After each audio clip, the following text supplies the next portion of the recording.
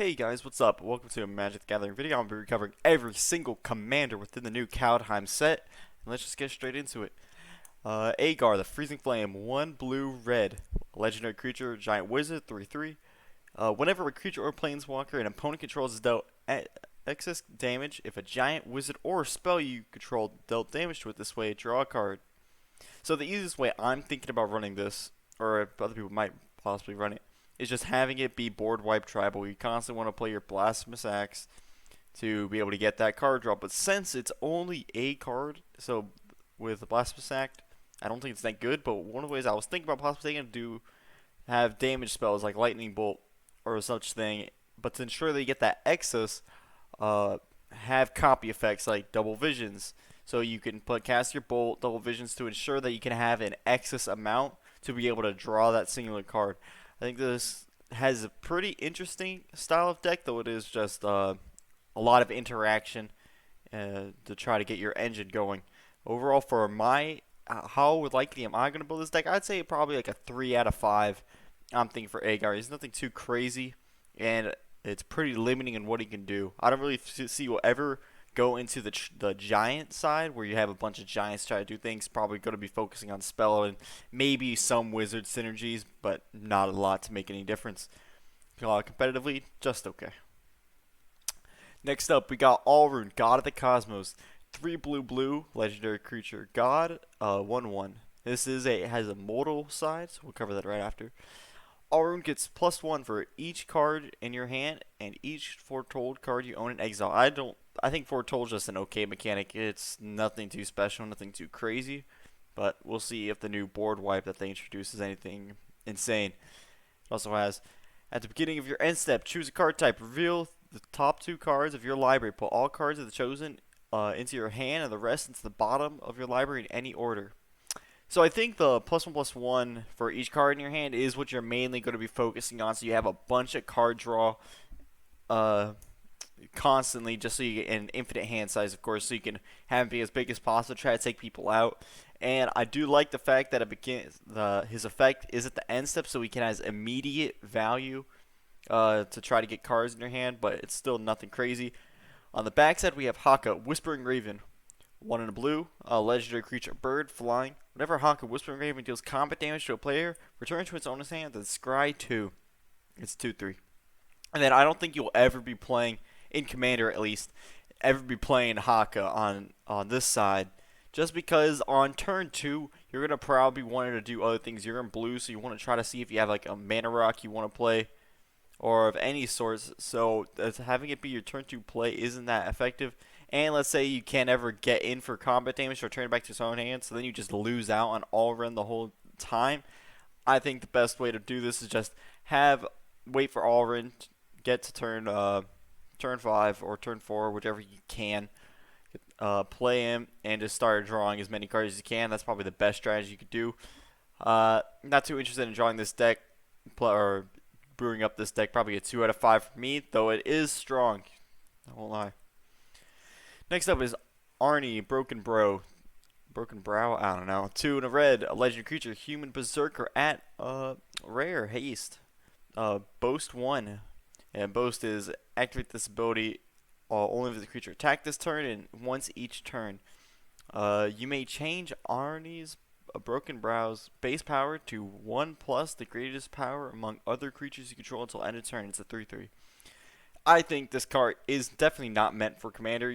If you want to make this, you're going to have to make it a big red deck, which will already be slow, and the most I think you'll ever be able to get Arni is to an 8/8 unless you're playing the Eldrazi, but the Eldrazi will just carry the game and Arni won't really do anything on his own.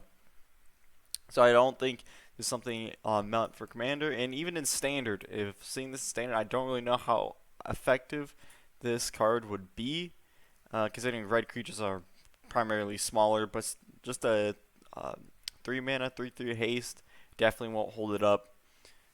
So if anything, it's a 1 out of 5 in how likely I'm going to brew it, and I think its power level is just not too good, but I mean, we'll see. Next up is Birgi, God of Storytelling, 2 in a red, legendary creature, God, rare rating, Whenever you cast a spell, add red mana. Until the end of your turn, you don't lose mana as the steps and phases end. Creatures you control can boast twice during each of your turns rather than once. It's a 3/3. So I instantly think that the second part of the text doesn't matter. Yeah, I don't. Even if you have like a card that boasts, most of the time you probably don't even want to do it twice. But the main thing that does carry this card is the first effect. Being able to add mana every time you play a spell that just reads Storm. And so that's the easiest way to take this deck in. It's gonna be very competitive since it just adds mana.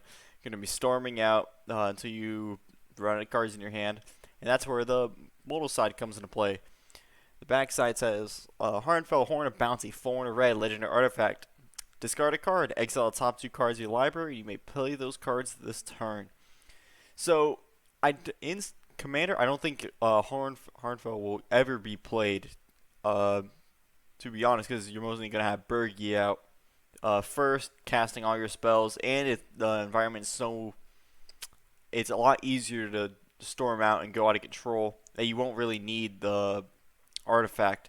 But let's say Birgi does get destroyed, you can play the Horn out, and start just getting more through your library, which I do think is better in Standard. Don't know if Birgi is too high of a mana cost, but you start playing Birgi, get through your hand, they board wipe because they're a control deck. Then you actually, if you somehow get Birgi through draw or whatever, you can play the Harnfel, which does give you a little bit of more card selection to bring you back through the late game. So I do like that aspect. I just don't know if it's too much mana. But Standard, I think this will be relatively decently played within red decks. And then Commander, you'll only ever see Birgi. I don't know how often you'll see Harnfel, but you never know. Competitively, I think this is easily a 4 out of 5 power. Yeah, 4 to 5 out of 5 out of power. But for how likely I am to play it, I'd probably say around... I'm not too big on Storms, so probably like 2 out of 5. Cosima, God of the Voyage, 2 in a blue, legendary creature god. It's 2/4. At the beginning of your upkeep, whenever you may exile Cosima. If you do, it gains whenever a land is battlefield under your control. If Cosima is exiled, you may put a Voyage counter on it. If you don't, return Cosima to the battlefield with X 1/1 counters on it, and draw X card with X numbers Voyage counters on it. So the main thing I like about this card is that it does not say the Voyage counters goes away.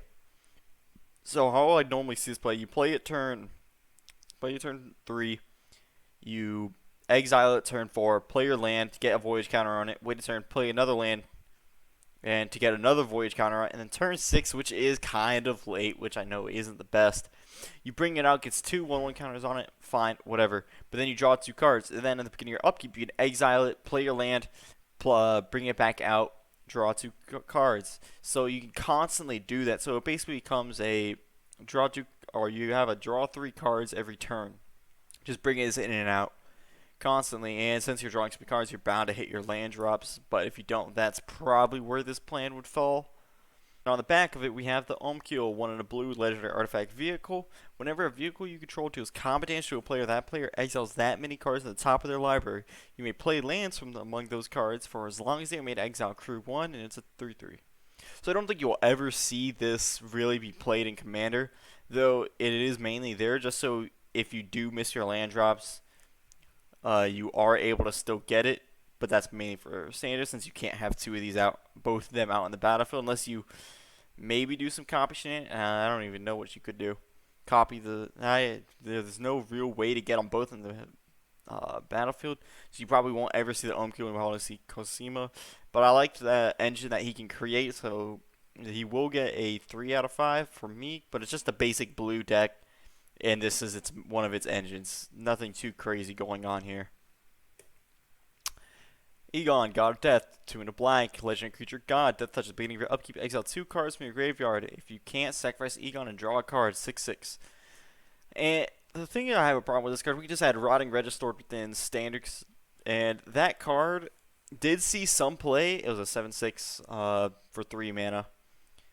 Yeah, but its downside was discarding a card each turn. While exiling cards from graveyard is a bit easier, and it does replace itself, it still won't. I don't feel like it will be enough to enough. The 6/6 with death touch. Death touch doesn't matter at that rate, but it won't be. I don't think this card is very good at all. The fact it does replace itself is nice, but strong, slow, okay, I'd say. But in Commander, you definitely won't see this. I don't think this card is good at all, unless you want to go through some mill yourself Voltron deck. That's probably the best way to take it since it is 3 mana, so it does get up pretty early. But Voltron is already like the weakest strategy, and in black you won't have that much support for it. So standard, I don't think you'll see play. Commander, I don't think you'll see play. But I don't know. Test of time will decide that. And on the backside, we have Throne of Death.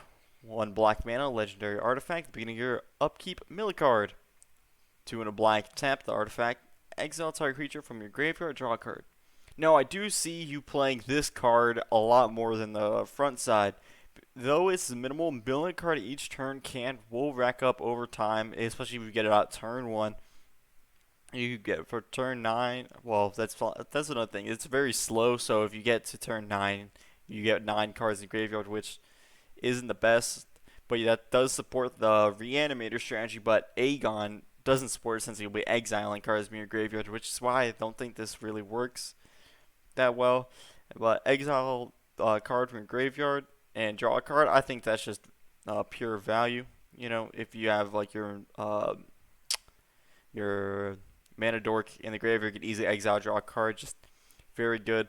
Will I see myself on building this deck? No, I don't see how anyone will build this or how effective it would be, mainly in a casual group, which I am a pretty casual, but I think this is too oh my god. I think this deck is is not certain on what it wants to be. Actually, it just wants to keep Aegon out, but I don't think Aegon is that worth it in general. Next up is Esika, God of the Tree, 1 green, legendary creature god, vigilance. It has tap, add 1 mana of any color. Other legendary creatures you control have vigilance and tap, add 1 mana of any color. It's 1/4. I think the front side is completely fine. It's legendary tribal, ramps you, it does everything you want to do. The problem I have is the backside. Backside is the Prismatic Bridge, Wooburg, 1 blue, black, red, green, legendary enchantment. At the beginning of your upkeep, reveal cards from the top of your library until you reveal a creature or a planeswalker card. Put that card onto the battlefield and put the rest on the bottom of your library in random order. So competitively, people will just put 5 creatures into their deck, and they'll automatically be able to search up for each one of those at the beginning of your turn, whether it be like Vorinclex or some card that just shuts down your opponents. Though in the casual deck, I do see this being, it's annoying because it is free casting, but sometimes they'll hit their random like mana dork, but sometimes they will get big hits, which will be annoying. So I'm not too worried about this, but it is just annoyingly good at the competitive level. So if you basically get 5 mana, next turn you search for a Vorinclex or something crazy. Any of the Praetors to be actually correct, because any of the Praetors will just win the game. And the only thing that is saving this is at the beginning of your upkeep, so I'm not really that's like the only thing holding it back. It's not instant value. And I'm not excited to play this deck, so I'm giving it a 1 out of 5 just because I know how broken it is, and I don't think I gave 1 for this. This is also a 1 out of 5. I didn't make it clear enough. And the next up we got Firja, Judge of Valor, 2 white, black, legendary creature, angel cleric, flying, lifelink. Whenever you cast your second spell each turn, look at the top 3 cards of your library, put 1 of them into your hand, the rest into your graveyard, so 2/4. Now, I know this for limited, the idea is that black and white are casting multiple cards each turn. But in Commander, I don't think you'll be doing that often. You're going to be using up all your mana during your own turn. So you won't get the effect as often as you hope. But let's say you start slowly do. The best way to take this is just a simple Reanimator strategy. That's the best way since she can incidentally put things into your graveyard. It's nothing too crazy. I give this 2 out of 4, mainly because her showcase art is absolutely beautiful. Next up is Fynn the Fangbearer, 1 in a green, legendary creature, human warrior, death touch. Whenever a creature you control with death touch deals combat damage to a player, that player gets 2 poison counters. It's a 1/3. I wish this card had black. Yes, I know Infect sucks, and yes, adding another color to it would make it a lot stronger. But so much synergy for Death Touch has recently been coming, and is in black. This could have easily just become a Death Touch tribal commander. Yes, it poison counters would make you get targeted probably by every player, but that wouldn't have been that hard, I think, to just give it black. Or just make it black. You don't even need the green, but I think the green does fit a little bit more. But green black I think is the best way to do this. I wish it was. If it was green black, I would 100% build this deck because I really wanted to try out a Death Touch tribal deck, but since they have been supporting a lot recently, but no commander really fits it. This almost does, but it's just not enough. So currently it's just a 1 out of 5. I'm not very interested in playing it. Next up, we got Halvar, God of Battle, 2 white, legendary creature, God. Creatures you control that are enchanted or equipped have double strike. At the beginning of each upkeep, you may attach target aura or equipment attached to a creature you control to a target creature you control. 4/4. The thing, if this just said at the beginning of upkeep, beginning of each upkeep, you may attach target aura or equipment attached to a creature you control. Instead of that, if it said you may attach or equipment to a creature you control, and it didn't have to be attached to something else already, I think that this card would be way better. Because it's a mono white deck, and Commander, you're not going to be seeing anything too crazy out of it. It's going to run on a card draw, and you're going to remove it once, and then it's going to not do anything the rest of the turn. Yes, it's a strong effect to give it double strike, but the fact that you already had to have the equipment equipped onto something, auras just automatically comes on, but equipment in general have to be on something just for you to be able to move it, does, I think, hold this back, because if your creature dies, even if you bring out another creature, you won't be able to move it around since it's not attached to another creature you control, which I does think hold it back. Next up, on the back side of it, it's Sword of the Realms, 1 in a white, legendary artifact equipment. Equipped creature gets +2/+0, has vigilance. Whenever equipped creature dies, return it to its owner's hand. And equip cost is 1 in a white. I think this card is it's okay. It's nothing too crazy. It does have some protection for your equipped creature, but let's say if it had auras, all of your auras go into the graveyard either way, so sure you get the creature back, but the auras are what is making it strong in the first place. The +2/+0 has vigilance, which is just like a nice additive on top of it to whenever the creature dies, but I don't think this is anything special. If anything, if you're playing this deck, you want to play a Halvar most of the time and have other equipment that is just better than the Sword themselves.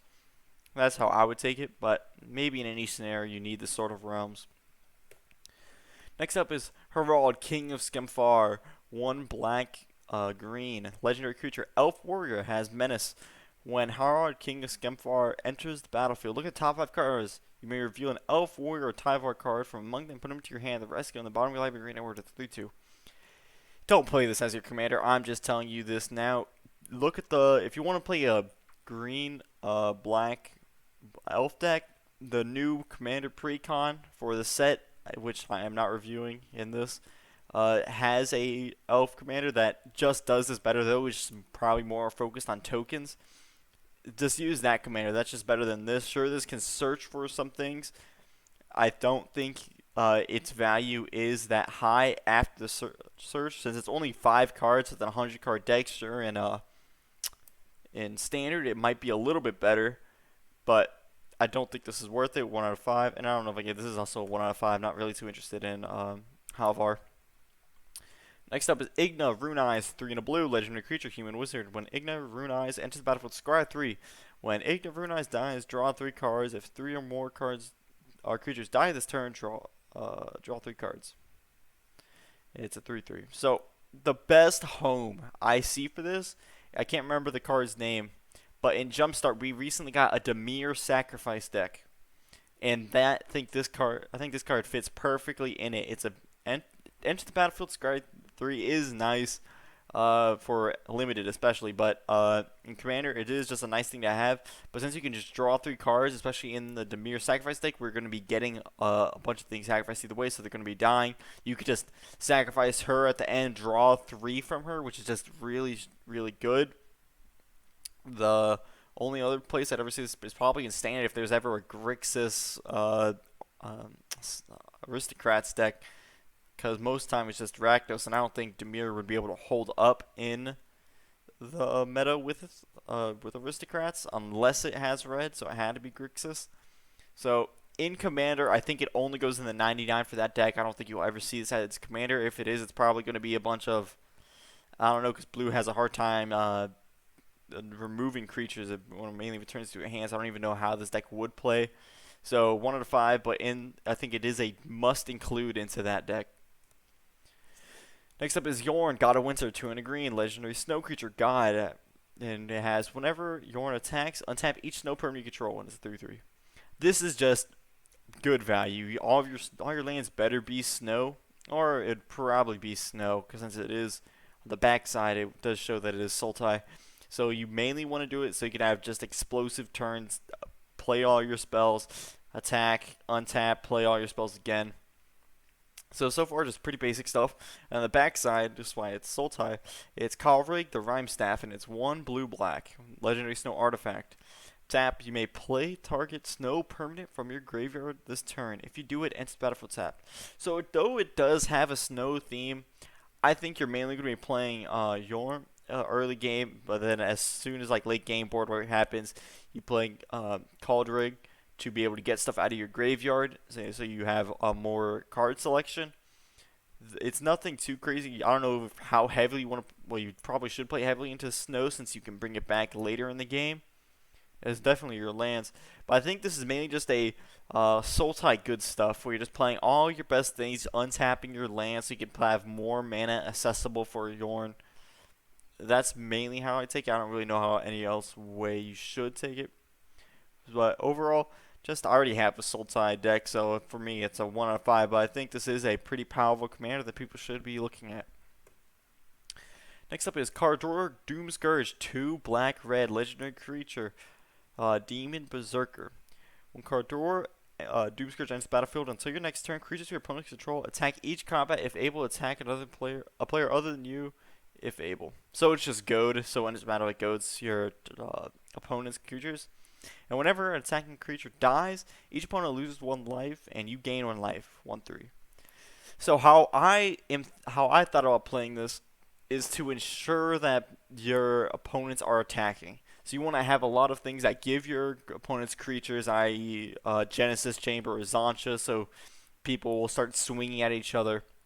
I think that's the best way, while always goading them so they're forced to attack you. So they're either going to dwindle each other down or block, and then they dwindle everyone down, which is just how I think this deck will play. I think it is pretty good. This I'm actually something interested in building. Same thing with another Rakdos commander in the set. So this will actually be a 4 out of 5. I do think it's pretty cool. And it's uncommon, which is pretty cool. Koll, the Forgemaster. Red-white, legendary creature, dwarf warrior, add uncommon. Whenever another token creature you control dies, if it was equipped or enchanted, return to its owner's hand. Token creatures you control that have enchanted or equipped or get +1/+1. It's 2/2. Now I've already seen the turn 1, turn 2, turn 3 combos to instantly win the game, so I'm not worried about that competitively. Yes, this thing will be an absolute powerhouse, but non-competitively, I don't think this card is good at all, because the first ability wants you to have is a protection for non-tokens. You can't get tokens back from the graveyard, and it wants you to go, or is equipment, so it wants you to go tall. While the second ability wants you to get creature tokens that are equipped, which is already a hard thing, so it has to be a token and equipped. And tokens, you mainly want to go wide with it, so you're going to have to play a bunch of tokens and equip them to even get the +1/+1. But then, since they're non-token, you don't get them back to your hand. So I think this is a complete non-bow. It has an identity crisis. I think this is a 1 out of 5 in general for like how much I want to play it. But with the competitive aspect, I think that's the only way this card will ever see play. And it's in Boros, so that's not even a card you're going to see often. Next up is Koll, God of Kinship. 2 green legendary creature god. As long as you control 3 or more legendary creatures, Koll gets +4/+2 and has vigilance, so it's legendary tribal. 1 green, tap, look at the top 6 cards of your library. You can reveal a legendary creature from among them, put it to your hand, put the rest on the bottom of your library in random order. So just legendary tribal. It gets her big. I don't think she's anything special. The main thing you probably want to be using is her activate ability to make sure you get better legendaries out of it. She is in mono green, so it's kind of there are some support for a legendary tribal, but could be more. I think this is how you're supposed to do a legendary tribal commander compared to Esika, is that her name? The god tree, the god of the tree, where her ability gives you mana. This one just gives you damage and can search for things, but she has the Prismatic bridge, so she just automatically wins.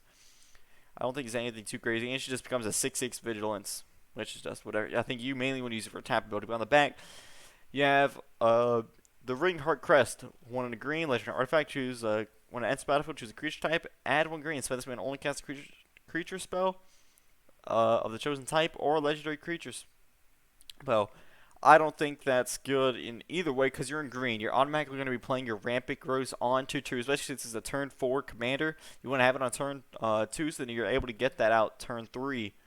I don't think this is something this card would be played necessarily unless you have some legendary tribal commander. But then I can't remember the card name, but the Abzan legendary creatures matter commander, I think, or just legendary permanents in general matters commander is such a better choice for than this. So for me, this is a 1 out of 4 or 1 out of 5. Sorry, 1 out of 5 just not too crazy. Best thing about her is that she can search 6 cards every turn, so that she can just run through your library slowly. Yeah. Next up is Koma, Cosmo Serpent. 3 green, blue. Legendary creature Serpent. The spell can't be countered at the beginning of each upkeep. Create a 3/3 blue serpent creature token named Koma's Coil. Sacrifice another serpent, choose 1. Tap target permanent. Its activate abilities can't be activated this turn. And Koma, the serpent, it gains indestructible to the end of the turn. It's a 6/6. I hate this card. In the lore, it makes sense. I know that Koma is kind of like one of the greatest beings within the plane. But I hate this card. So, let's say it comes out on your turn. You're at the 4-player table. Comes out in your turn. Well, you're in blue-green, so you're probably going to get out turn 5. Turn 5, this comes out. They don't have any removal for some whatever reason. But even if they had removal, he'd be able to protect himself, so it had to be an exile effect. It just had to be. But let's say it doesn't. No one can even try to remove it. It instantly, once it comes back to your turn, it played 18 power onto the battlefield since your last turn at the beginning of your next upkeep, of course. That's absolutely insane for a 7 mana spell. Sure, it's 7 mana, but since it's also doing that while on top of protecting us, I think this card is absolutely insane in power level in casual groups. In competitive groups, might see a little bit different because they have a lot more removal and probably removal that will kill it. But since it can't be counted, I don't know. Most of the time in competitive, you don't really beat people with combat damage unless it's an infinite combo of some sort. So I don't really know how that would work. But I think this in a casual group, this dominates. You basically win on as fast as you can get it out. And it's kind of annoying. I won't build this deck because I know one of my friends said he's super excited to play this. So it's 1 out of 5 for me. Power level in casual groups, definitely 5 out of 5. Next up is Magda, Brazen Outlaw. 1 in a red, legendary creatures, Dwarf Warrior. Other dwarves you control gain +1/+0. Whenever a dwarf you control becomes tapped, create a treasure token. Sacrifice 5 treasure to search your library for an artifact or dragon card. Put that card onto the battlefield and shuffle your library to 1. Now, this card does absolutely obviously is annoying because it has free casting. But I don't know how overpowered this is. Sure, you're going to want dwarfs and dragons in your deck. That's obviously how you're going to build it. Or if you want to go probably a bit more degenerate, you can do artifacts to try to find some combo easily. But it's dwarf tribal with dragons, and I think you're just going to be playing a lot of. I don't know how many dwarves are going to be playing. A lot of spells that just naturally create treasures, so you don't even have to tap your dwarves, because that's probably the only downside is you have to tap your dwarf to even do something. But I think the effect is really strong. I don't want to say this card's broken, though you can't just search and cast. No, just as put, it's not cast. So you just search and put the card onto the battlefield, which is annoyingly good. But I think this is just a overall well-designed commander. I like it. It's interesting. It goes into a new space. Well, dwarves just were never really supported that much, other than the one commander. Can't remember the name. So it's a nice new light. I think this is out of the like out of 3 out of 5. I don't really want to build this deck, but I do think it will be some interesting stuff. And next up we got Maja or Maya. I don't know. Guard Protector, 2 green, white, legendary creature, human warrior. Other creatures you control gain +1/+1. Whenever landed at the battlefield under control, create a 1/1 white human warrior creature token. It's a 2/3. This just seems. It reminds me of the Tristani, the recent Ravnica set. That's the best way I look at it. I don't think this is a commander per se. I think this goes in the 100% and a 99 because just having an amp effect for all your tokens is just a good thing. And it is something you want to be doing either way. But let's say you just want a lot of landfall triggers, get her out as fast as possible to play a bunch of lands, get a bunch of tokens, and swing in. Pretty basic token strategy, nothing too crazy. 1/5 because it's nothing too original. Morieti of the Frost, 2 green, blue, legendary snow creature shapeshifter, changeling. You may have Morieti of the Frost enter the battlefield as a copy permanent you control, except that it's the legendary and a snow in addition to its other type. If it's a creature, it enters with an additional 2 +1/+1 counters on it, and it has changeling. So I already seen the persist combos, nothing too crazy about that. And I think this mainly just gets overshadowed by the fact that we just got Sakashima, the partner commander that copies anything and can copy legendary permanents. I think that's just a better copy commander rather than Morieti, unless you absolutely want green, but then you could just play green as your partner. So I don't really think this card is anything too special to worry about, just a copy commander. I'd probably say 1/5, nothing too creative. Next up is Narfi, Betrayer King, 3 blue, black. Legendary snow creature, zombie wizard. Other snow and zombie creatures you control gain +1/+1. 3 snow mana. Return Narfi, Betrayer King from the graveyard to the battlefield tab. It's a 4/3. So, easy enough, just Demir zombies is how you want to take this. And have all your basics be snow just so you could bring it back later. Because all he uses is an Anthem effect. That's all you ever want to use him for is an Anthem effect. And probably the last Anthem you ever play. You want to probably get everything out of your hand first. And then play him just because he can come back from the graveyard relatively easily with the 3 mana. So it's a 3 mana Anthem if it's in your graveyard for your zombies, that is. Nothing too crazy. We've seen a bunch of zombie tribal stuff before, so another 1/5. Nothing too. These 1/5s are just mainly there because they're not creative. They don't do anything unique or special, and I don't really want to design with anything that I don't really think is a common. I don't want to build anything that I think is a common deck. Next up is Orvar, the All-Form, 3 and a blue, legendary creature, shapeshifter, changeling. Whenever you cast an instant or sorcery spell that targets one or more permanents you control, create a token copy of one of those permanents. Whenever a spell and ability an opponent controls causes you to discard this card, create a token that's a copy of target permanents at 3/3. So the first thing I'm going to say is I hate this card just because it rules out Mistform Ultimate, where it's the same exact stats, except it's just has more text, so it's better. Which I do, though, think if anyone that has a deck, like my friend, who has the Mistform Ultimate deck, I don't think you switch to the commander. Only because, since this you have this as your commander, and it has more text, people will assume that's what you're trying to do, and this is more of a threat than a normal Mistform Ultimate. So people are more likely to remove this card rather than it, and that's how you kind of have some way to try to play Mistform Ultimate Commander, but you can easily switch this out and then have sometimes your deck make a copy of things. The discard ability will never come up or it can come up, but it most likely will never since it's in your command zone. But the copy ability is where if you want to build this deck, you want to go where you can just have 1 mana copy spells, which is just super, super strong, and I think there's just going to be a big blue deck, which is how I'll just take it. Sounds like I have more of a catch play a big blue, play big creatures, copy it with one spell with one mana as I'm like protecting it from a board wipe or from single target removal. Kind of how I take it. This is an interesting pass. It is a 3 out of 5, but nothing too crazy. Next up is read down God of the Worthy. 2 and white legendary creature, God, flying vigilance. No lands opponents control enter the battlefield tapped. Non-creature spells your opponents cast converted mana cost 4 or greater, cost 2 more to cast. 2/3. This doesn't help white and commander. This is mainly just to shut down snow within standard, since it will be kind of the. It just deters people from always having snow basics. That's the only real reason it's there.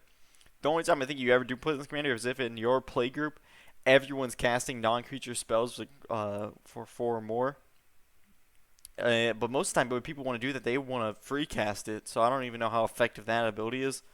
But that's probably the only time you see it. But it has a backside, which is Valkyria, Protector Shield, 3 and a white, legendary artifact. You have a source an opponent controls would deal damage to you, or a permanent you control prevent that 1 damage. Whenever you or another permanent you control becomes target of a spell or an ability an opponent controls, counter that spell or ability unless the controller plays 1. And that's the probably side you'll probably play more often if this is commander, because it comes up more often than the first ability would on the creature. Though it's only 1 damage, so if they have a 16/16, make it a 15/15 won't change that much. But I think being able to counter will slightly come up, since people are already paying for the Ristic Studies or Smothering Tithe. Having that 1 extra mana to not counter will probably deter them from targeting you with that spell and go for someone else, even if you have the best board state. Overall, 1 out of 5 doesn't do anything, and I don't really want to play in a mono white deck. That's the stacks is already annoying enough, and mono white just makes it a little bit harder. Next up is Solrulf, Realm Eater. 1 black green legendary wolf. Whenever a permanent an opponent controls is put into a graveyard from the battlefield, put a 1/1 counter on Solrulf, Realm Eater. At the beginning of your upkeep, is Solrulf has 1 or more plus counters on it. You may remove them all. If you do, exile each other non-land permanent with converted mana cost less or equal than the number of counters removed this way. It's a 3/3. So the easiest way to take it is just removal. Constantly remove everything. Keep removing things even after they rebuilt. The only thing I think this card is decent, but the only thing I wish it had was you remove X counters from Solrulf, and if you do exile X non-permanents with X or less instead of all of them, because if you have a ton of counters on it, you don't want to remove them all just to get rid of that 3/3 or the 3 converted mana cost 3 thing that the opponent has, which is kind of an annoying thing. But I do think this card is decent. In command as your commander, it is just a board wipe, so you might see some people use it as just like a backup tool, which is a thing people can do. But I'm not personally interested in cards, so it's only at a 1 out of 5 for me. Nothing too crazy going on. Don't really want to board wipe my commander. That's a bit too. In my play group, casual. Don't really want to have it a removal tribal. Sigrid, God Favored, 1 white legendary creature, human warrior, flash, first strike, protection from God creatures. When Sigrid, God Favored, enters the battlefield, exile up to 1 target attacking or blocking creature until Sigrid leaves the battlefield. It's 2/2. I don't think this card should ever be played in your command zone, just because people can see it coming. So they're going to be like, oh, this person has it as the commander. They can play it at any time to try to bring it out. That's the main thing holding this card back. In Standard, I do think this card will see play easily enough, since that first strike can possibly ambush a creature, and it also just gets rid of one of them until she leaves. But Commander, nothing too good. And it's only a 2/2, so you maybe use it as a combat trick once, but it might just die on the next turn. So, and then you get their creature back, which is nothing too good. So this is a 1 out of 5. That's one of the things that's annoying. All of the legendary creatures white has gotten from the sets of art have not been hits that white needs. White has just been getting absolutely shafted from this set, and the last set did help a bit, but not too much. Svella, Ice Shaper, 1 red green. It's a legendary snow creature, troll warrior, 2/4. 3 mana tap, create a colorless no artifact named Icy Manolith with tap, add 1 mana of any color. It also has 6 mana of red, green, tap. Look at the top 4 cards from your library. You may cast a spell from among them without paying its mana cost. Put the rest in the bottom in any order. Now, this is kind of like Golos, where you just have a large mana spell. It is easier to cast, but it is more mana. You do look at more cards, but you only get to cast one of them, so it's kind of whatever. But I also think I do like this card for the first ability, being able to create a mana lift. It does seem kind of cool. But it's nothing too crazy. I wanted to take it originally with X cost spells, where you just have a bunch of X cost spells since you're going to be creating mana lifts to be able to play them. It would just be constantly ramping them up. But since you're free casting with its next ability, X cost spells are actually a detriment. So I don't know what you want to exactly be doing. Just a lot of big ramp, I'm guessing. But since you already have so much mana, why would you even want to use the 8 mana ability to tap it, unless you're already scrounging for whatever you can have left? So just the best way to take this, get a bunch of big red and green stuff, start beating down your opponents. That's probably the best way. And then why would you even need to make Icy Manolith once? Because 8 isn't that hard to get as green. So you're already going to be playing your big spells from your hand. You probably never even want to use the Icy Manolith ability either way. Unless you have something to reduce its mana cost, but in red and green, I don't think that's a thing. I don't know. I think this card is interesting, but I don't know really how. Well, I know the best way to take it, but I wish there was something different that I could do with it. And so far, it's only a 2 out of 5 for me. Next up is Tergrid, God of Fright. 3 black, legendary creature, God, menace. Whenever an opponent sacrifices a non-token permanent or discards a permanent card, you may put that card from a graveyard onto the battlefield under your control, and it's 4/5. I think this card's stupid. Unless I'm reading it wrong, I'm thinking kind of if you can go on the wheel strategy somehow, and people will just be constantly discarding cards, so you automatically get a permanent from each one of them if they have it, of course. But when they sacrifice, so it gets through indestructible in case anyone has an indestructible creature, and then you get it back. I think this card is absolutely disgusting, to say the very least, for 5 mana. Unless I'm seeing something wrong, I think this card is very good. And Tergrid's Lantern, 3 and a black, legendary artifact. Tap, target player loses 3 life unless they sacrifice an on-land permanent or discard a card. 4 mana, or 3 mana, 1 black. Untap Tergrid's Lantern. That probably won't be seen in Commander since it only targets 1 player unless you're in a 1v1 situation. But in Standard, I think that card will be more necessary. I don't know how this card will shake up Standard. 5 mana is kind of a lot. And they also had to have a board presence unless you're discarding their cards. But when you're discarding the cards, you want to do it earlier in the game. So they might not even have cards by the time you get her out. So I think in Commander, she's very strong. In Standard, I don't know where she is. She's probably a 4 to 5 in power level. I'm not too interested in building. I already have a black reanimation deck and discarding deck, so I'm not too interested in playing her. She's probably a 1 out of 5 for me, but power level is definitely there. Talroth, God of Fury.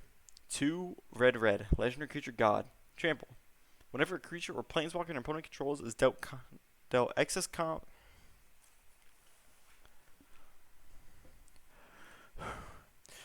Talroth, God of Fury, 2 red. Legendary creature, God, Trample. Whenever a creature or planeswalker an opponent controls is dealt excess non-combat damage, Talroth deals damage to the excess to any target other than that permanent. 5/4. So I think the best way to take it is just clearly board wipe tribal. Just like the giant wizard from the very beginning. What I also want to try to take this into is kind of getting with the Genesis Chambers strategy, where you give your opponents a bunch of creatures, and then you Starve Extinction them, and Genesis Chamber gives them a 1/1 mirror.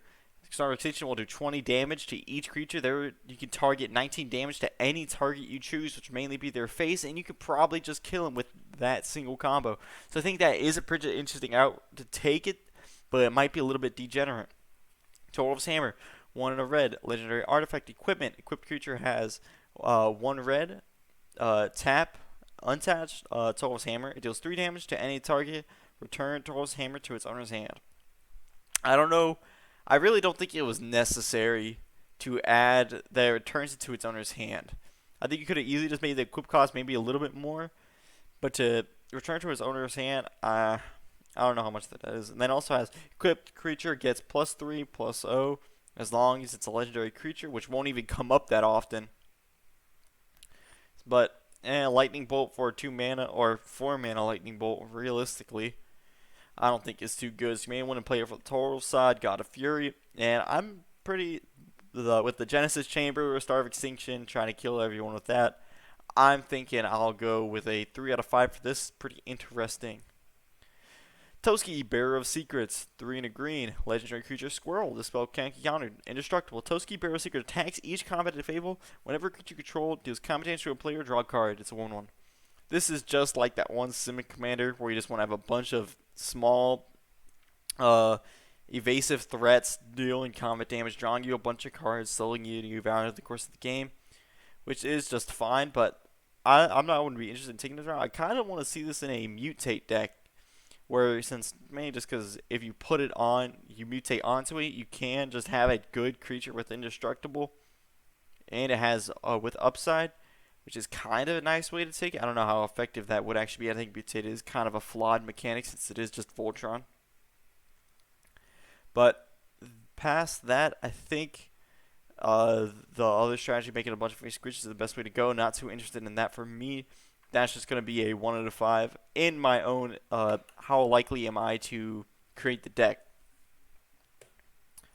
Next up, Valki, God of Lies. 1 in a black, legendary creature god. When Valki enters the battlefield, each opponent reveals their hand. For each opponent, exile a creature card they reveal this way until Valki leaves the battlefield. X mana, choose creature card exiled with Valki with converted mana cost X. Valki becomes a copy of that card. It's a 2/1. I think this card will, the front side I don't think is backside. Whereas I don't think it will ever be played as your commander and putting it out on turn 2. It doesn't seem effective enough to be worthy of it. Sure, you get over a creature, but it can easily be removed. And making a copy, you're still going to have to pay that much mana. So let's say you exile someone's Elvish Norn. So you have to pay 7 mana to get that out, which is kind of just bad in my opinion. I don't think it's any good. I wish it said for each opponent exile a card, or non-land card, just so you wouldn't have to be forced to a creature card, because some decks may not even have a creature card to be able to steal and copy into, which would just be annoying. But the backside of this, Tybalt, Cosmic Monster, 5 mana, black, red, legendary planeswalker. As Tybalt enters the battlefield, you gain an emblem with, you may play cards exile with Tybalt, Cosmic Imposter. You may spend mana of any color to cast those spells. This is the card I am more interested in. It has a +2 of exile top card of each player's library, -3 exile target artifact creature, and -8 exile all cards from all graveyards, add red, red, red. I don't think you really want to be building it for the -8 by milling everyone out. You just mainly want to be getting him out there as fast as possible and start exiling cards. I'm glad Tybalt has a card that does seem interesting compared to his last 2 entries into the Magic universe have not been anything special. But this is my most anticipated card. This is a 5 out of 5 for me. I'm really excited to play with Tybalt, exiling players' libraries, using their own things against them, which I know can be annoying. I do like that he has removal, so if you remove their biggest threat, then you can play their biggest threat, which is really cool. But 5 out of 5 for sure. Next up is Verigoth, Blood Sky Sire, 2 in a black, legendary creature, demon rogue, death touch, boast, 1 in a black, target player shuffles their library for a card, then shuffles, or searches their library for a card, then shuffles their library and puts the card on top of it. 2 and 3. Why does this card exist? There is no reason for this card to exist. It's just a black tutor on a commander. If you want to play black good stuff or black combo to easily win the game, that's how you're going to take it. I won't ever play this commander. 1 out of 5. It's just not original. It just does something so basic and things people we all know tutoring is strong. I don't know. I don't think this is it's definitely good, but definitely not for me. Vega, the Watcher. 1 white blue legendary creature, bird spirit, flying. Whenever you cast a spell from anywhere other than your hand, draw a card. It's 2/2. Now, I know this is probably for the foretell mechanic, but I like to do this with the flashback mechanic or other graveyard things, where you could just start flashbacking cards, get drawing them. I think that's the main way how you're going to want to take it. Then when you draw so much, you're able to discard back down to hand size to refill your graveyard to then play it again, or to then play it and then draw a card. That's the best home for this.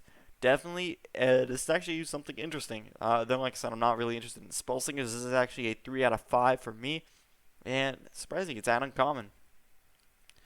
Next up is Vorinclex, Monstrous Raider, 4 green legendary creature, Phyrexian Praetor, Trample Haste.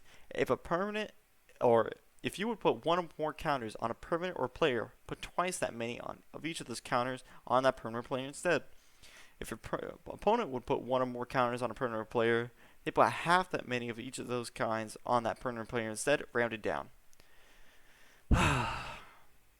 Now, the opponent stuff is just annoying. If you're playing a deck that has counters matter, you need to kill this immediately, or else your deck literally will not function.